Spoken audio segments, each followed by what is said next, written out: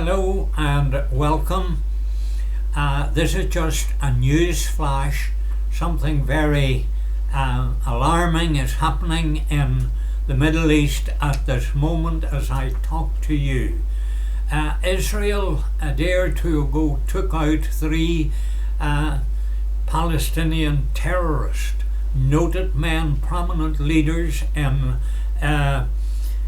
the Palestine Islamic Jihad, and it has inflamed passions greatly in Palestine. They have responded with rocket fire into Israel as far even as Tel Aviv. There's been over 300 rockets launched and the situation is quite serious.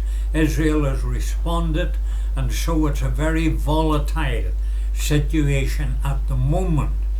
Now, the fear is, this is the big fear, that Hamas would come into the situation. So far, they have remained neutral. Israel has warned them to keep out of this, but they are a force to be reckoned with, and of course if they come in, they have a vast amount of rockets, and the situation would escalate into all-out war in Gaza once more. Now, Egypt is, of course, negotiating a peace agreement. They're working hard on it. There's some expectation that they will be successful, and we trust indeed that they will be. But don't forget that there is an awesome confrontation going to come between Iran and Israel. It's not a matter of when, not a matter of if, it is a matter of when. Now the Iranians have their plans in place. They intend to strike Israel from 4 different quarters. They have Israel, their proxies have surrounded Israel. I've told you this before, and at a given moment they could attack from 4 points. Now that would be more serious. They claim that they would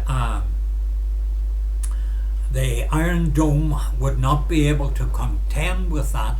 After 2 or 3 hours it would run out of firepower, and the skies would then be open and they could bombard Israel from all directions. It's not something we would like to think about. Then after they had done that, their plan would be to have a cyber attack and knock out all the electrical systems of Israel. Imagine that for a moment. And then following that, there would be a land invasion where they would seek to destroy Israel and cause the country to collapse and the government to surrender. Now, that is the scenario, but that is leaving God out of the picture.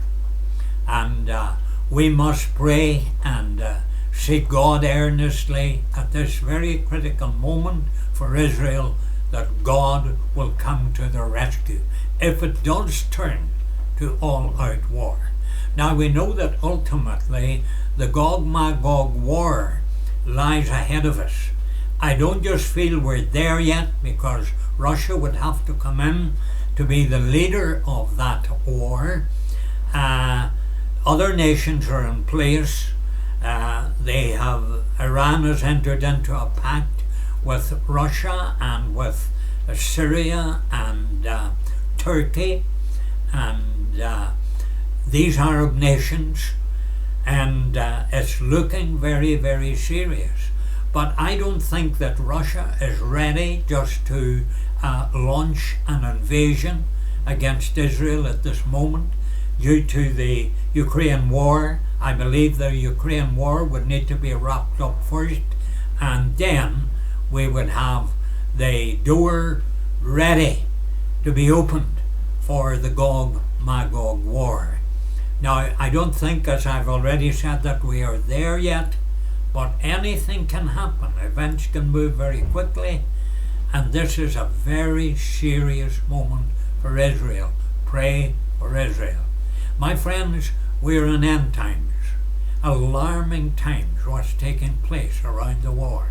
These are the birth pains that Jesus spoke of. When you see them happening, we know that we're heading to the culmination, the birth, and the awesome period of tribulation which is going to come in this world. Israel is the center of Bible prophecy. Keep your eyes on Israel. It's vital that we do that. And pray much for Israel, that God, who has entered into an everlasting covenant with Abraham and Isaac and Jacob to give to them and their descendants the land of Israel, God can be depended upon to keep his promise, and he ultimately will do so. Amen. Thank you for watching.